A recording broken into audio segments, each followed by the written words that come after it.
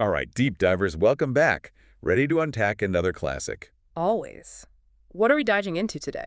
Well, since it's the holiday season, we thought we'd tackle a festive favorite. Get ready for a deep dive into Home Alone. Ah, Home Alone. I bet everyone thinks they know this movie inside and out. Right. But trust me, we've got some behind-the-scenes facts that are wilder than a paint can to the face.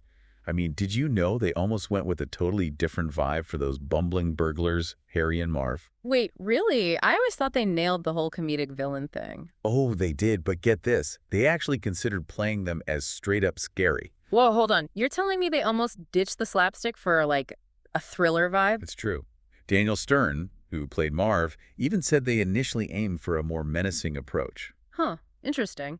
I guess even seasoned actors can be surprised by where the creative process takes them, but how did they make that jump from scary to hilarious? It seems like it was a collaborative thing. Imagine Pesci and Stern, these serious actors, playing it straight and then realizing the comedic gold they'd struck. You can almost feel that shift in the film, right? Yeah, totally. Their comedic timing is spot on, but there's one scene that always makes me wonder about that scary intention. The one where Harry threatens to bite Kevin's fingers off. It's pretty intense, even for a family movie. Oh, I know. That scene always gives me chills. Well, get this. Joe Pesci actually bit Macaulay Culkin for real during filming. No way. You're kidding. Nope. Apparently, Culkin still has the scar to prove it. Talk about method acting. Do you think that bite added to the scene? Oh, absolutely. I mean, Culkin's fear in that moment is so real. Pesci was known for his intensity, and it seems he wanted to evoke genuine reactions from Culkin. Definitely blurs the lines between acting and reality. It makes you wonder what it was like on set, for sure. Speaking of intense scenes, we can't forget about Marv and that tarantula. I hid behind a pillow every time. You and me both. And get this, they used a real tarantula for that scene. Wait, seriously? No way they made Daniel Stern do that with a real spider. Oh, they did. And Stern was terrified of spiders. Apparently, the Wrangler assured him it wouldn't bite and even let it crawl on his face for 5 minutes to help him get comfortable. 5 minutes. I wouldn't last 5 seconds. Right. But talk about dedication. It definitely adds to the authenticity of that scene, though. It's moments like that that make you appreciate the commitment these actors have to their craft. Okay, so we've got actors going method with real bites, a terrified Daniel Stern facing his arachnophobia. What else is there? Well, how about this? Remember that iconic house? You mean the one every kid wished they could live in? That's the one. Macaulay Culkin almost bought it. No way. Seriously. He Yeah. wanted to own the Home Alone house. Yep. When it went up for sale a few years back for a cool $5.2 million, Culkin seriously considered buying it. Well, did he say what he'd do with it? He joked about turning it into a Home Alone-themed attraction. That would be amazing. Imagine fans could relive all those iconic moments, from the paint cans to the tarantula. Though, maybe not so much for Daniel's turn. Maybe not. But you have to admit, it's a pretty incredible fact. Totally. It connects the movie to its real-world legacy in such a cool way. All right, so we've covered real bites, genuine fear, and a potential Home Alone theme park. And we're just getting started. There's still so much more to uncover. I'm ready to dive deeper. Stick with us, because when we come back, we'll explore those hidden layers and unexpected depths of this holiday classic. It's crazy to think, right? Like, what if they had gone with that whole scary vibe? Yeah, imagine Home Alone as like a dark thriller. Right. It's hard to even picture. I mean, the humor's such a huge part of what makes Home Alone so great. You know, the slapstick, the funny dialogue, all those crazy booby traps. It's just classic. And let's be real, everyone loves watching Harry and Marv get what's coming to them. Yeah. But do you ever wonder, like, would any of those traps actually work? Oh, totally. Some of them seem kind of plausible, Yeah. like the ice on the steps, that could definitely happen. Yeah, but then you have things like the swinging paint cans. That's a little far-fetched. True. But that's all part of the fun of it, right? Mm. We get to suspend our disbelief and just enjoy the ride. Exactly. But, you know, beyond all the slapstick and the stunts, I think there's a deeper layer to Home Alone. Like what? Well, for one, it explores family dynamics in a really interesting way. Think about it. Kevin's thrilled to be rid of his family at first. Yeah, all that freedom. Right. But then, as he spends time alone, he starts to miss them. He realizes how much he needs them, even with all their flaws. You're right. It's like he goes on this whole journey of realizing how important his family actually is. Totally.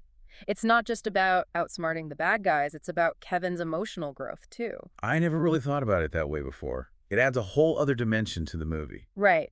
And that growth isn't just limited to Kevin either. Even the Wet Bandits change a bit throughout the film. Yeah. You start to kind of feel bad for them after a while, especially Marv. Right. It's like we laugh at their misfortune, but we also see a bit of their vulnerability. Speaking of vulnerability, didn't you mention Daniel Stern was genuinely scared of spiders? I wonder if that played into his performance in that tarantula scene. I think it definitely did. It's one thing to act scared, but knowing he was facing a real phobia adds a whole other layer to that scene. Wow, that's wild. Okay, so we've got these deeper themes of family and growth, real fears being played out on screen, and of course, all those classic comedic moments. What else makes Home Alone such a classic? Well, I think the Christmas setting is a big part of it. The movie just captures that whole holiday vibe so perfectly. The twinkling lights, the music, that anticipation of Christmas morning, it's all there. It's true. It's one of those movies you just have to watch during the holidays. For sure. It's a tradition for so many families. It's like it evokes that warm, fuzzy feeling of togetherness, even though it's a story about being apart. And honestly, who doesn't love a good Christmas movie marathon? Exactly. Home Alone is definitely at the top of my list. So to recap, we've talked about real-life stunts, heartwarming family moments, and the magic of Christmas. But is that all there is to Home Alone? Or are there even deeper layers we haven't touched on yet? You know, there are actually some pretty complex themes woven into the narrative, things you might not pick up on at first glance. Okay, now you've got me intrigued. What kind of deeper themes are we talking about? Well, for example, you could say Home Alone has a subtle layer of social commentary. Think about the setting. Kevin's family lives in this affluent suburb. Their house is a symbol of their wealth. Yeah, it's a pretty fancy house, especially compared to where Harry and Marv seem to be coming from. Exactly.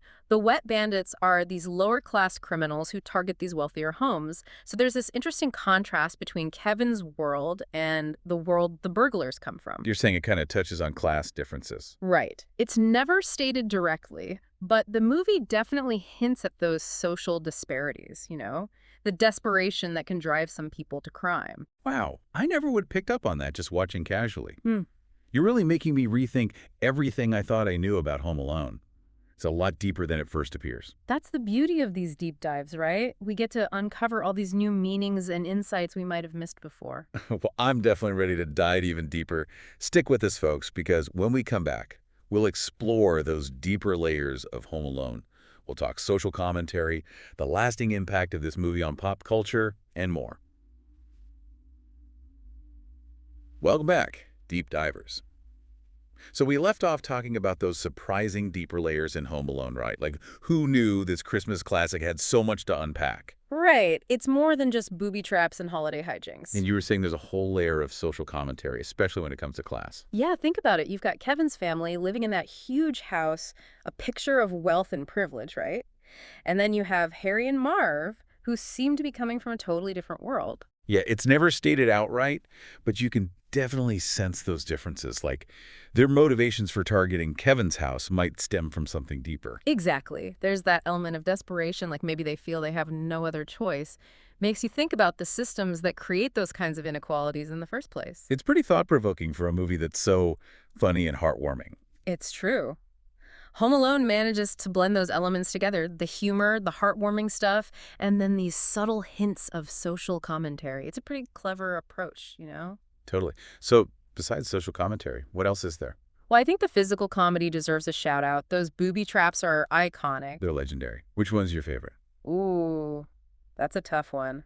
There are so many great ones to choose from, but I gotta go with the iron to the face. It's just so classic, simple, effective, hilarious. Yeah, that one never gets old. And it really showcases Kevin's creativity, right? Like, Yeah. he's just a kid, but he can really think on his feet. Exactly. And then, of course, we can't forget about Macaulay Culkin's performance. The kid was only 10, but he carries the entire movie. Oh, absolutely. He's got that perfect blend of innocence and mischief. Right. And his chemistry with Joe Pesci and Daniel Stern is amazing. They make such a great trio, even though two of them are trying to catch the other. Yeah, there's definitely something special about that dynamic. And speaking of, you were mentioning earlier that there's this weird kind of empathy that develops between Kevin and the Wet Bandits. Yeah, they're constantly at odds, but you almost start to feel bad for Harry and Marv, especially Marv. He always seems to get the worst of it. Totally. It's like you're rooting for Kevin to outsmart them, but you also can't help but laugh at their misfortune. Right. It's that blend of humor and empathy that makes the movie work so well. So we've got social commentary, slapstick comedy with heart, and what else? What about the bigger picture? Well, Home Alone's gone way beyond just being a movie. It's become a full-blown cultural phenomenon. Oh, for sure. People still quote it all the time. Exactly. And the merchandise, the video games, the memes, it's everywhere. It's a testament to the movie's staying power, right? Like, it still resonates with people of all ages, even decades later. Totally. I think it's because at its core, Home Alone taps into these universal themes.